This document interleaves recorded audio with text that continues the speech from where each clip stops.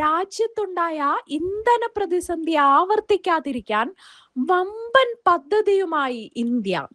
ഇതിന്റെ ഭാഗമായി രാജ്യത്തിന് ഒരു മാസത്തേക്ക് ആവശ്യമായ ക്രൂഡ് ഓയിൽ, പാചകവാതകം, ദ്രവീകൃത പ്രകൃതിവാതകം എന്നിവയുടെ വൻ കരുതൽ ശേഖരം ഒരുക്കാനാണ് കേന്ദ്ര സർക്കാരിന്റെ നീക്കം. പദ്ധതിക്കായി അനുയോജ്യമായ സ്ഥലങ്ങൾ കണ്ടെത്താനും ഭൂഗർഭ അറകളിലാണോ അതോ ഭൂമിക്ക് മുകളിലാണോ ഇവ സൂക്ഷിക്കേണ്ടത് എന്ന് തീരുമാനിക്കാനും പെട്രോളിയം മന്ത്രാലയം ഒരു പ്രത്യേക സമിതിക്ക് രൂപം നൽകി കഴിഞ്ഞു.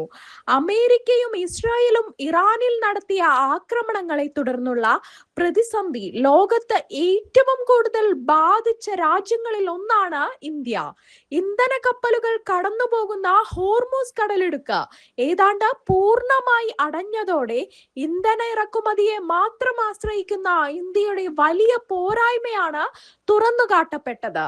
പ്രതിസന്ധി രൂക്ഷമായ സമയത്ത് രാജ്യത്ത് ഡീസൽ, LPG, ഗ്യാസ് എന്നിവയുടെ വിതരണത്തിൽ നിയന്ത്രണം ഏർപ്പെടുത്താൻ ഇന്ത്യ നിർബന്ധിതരായിരുന്നു. നിലവിൽ ഇന്ത്യക്ക് ഏകദേശം 39 ദശലക്ഷം ബാരൽ ക്രൂഡ് ഓയിൽ കൂടുതൽ ശേഖരമാണുള്ളത്. ഇത് വെറും 8 ദിവസത്തെ ആവശ്യങ്ങൾക്ക് മാത്രമേ തികയുകയുള്ളൂ.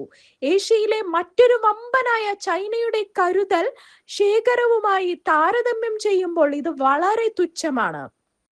എങ്കിലും എണ്ണ ശുദ്ധീകരണശാലകളിലും പെട്രോൾ പമ്പുകളിലുമുള്ള ശേഖരം കൂടി കണക്കാക്കിയാൽ 70 ദിവസത്തിലകം ഉപയോഗിക്കാനുള്ള എണ്ണ രാജ്യത്തുണ്ട്. 5 വർഷത്തിനുള്ളിൽ കിഴക്ക് പടിഞ്ഞാറൻ തീരങ്ങളിലെ ഭൂഗർഭ അറകൾ വികസിപ്പിച്ച് കരുതൽ ശേഖരം ഇരട്ടിയിലധികമാക്കാനാണ് പുതിയ പദ്ധതി. ശേഖരം കുറഞ്ഞത് 120 ദശലക്ഷം ബാരലായി ഉയർത്താനാണ് ലക്ഷ്യമിടുന്നത്.